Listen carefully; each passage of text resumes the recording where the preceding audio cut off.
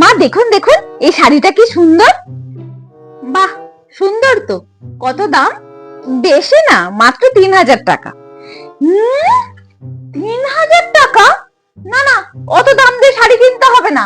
বাবু, অত টাকা নষ্ট করো না তো, ছেলেটা রোজগার করতে খুব কষ্ট হয়।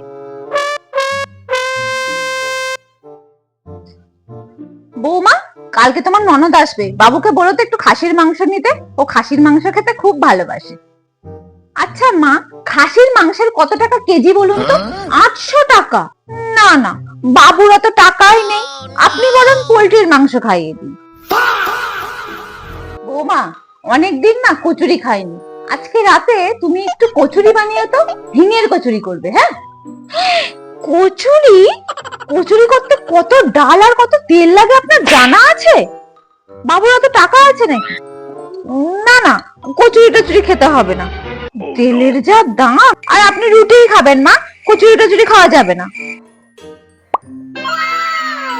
অনেকদিন না পিঠে খাইনি, পিঠে খেতে খুব ইচ্ছা করছে, আজকে একটু পিঠে বানিয়ে তো, দুধের পিঠে। না না মা, দুধের কত দাম, আর তাছাড়া শুধু কি দুধ লাগবে, ময়দা লাগবে, চালের গুঁড়ো লাগবে, গুড় লাগবে, অনেক টাকা খরচা হয়ে যাবে। বাবুর অত টাকাই নেই, কত কষ্ট করে রোজগার করে বলুন। একটা শাড়ি কিনতে বারণ করেছি বলে কত কথা। এই যাও যাও, শাড়িটা কিনে নাও। উফ, মাথা খারাপ করে দিল।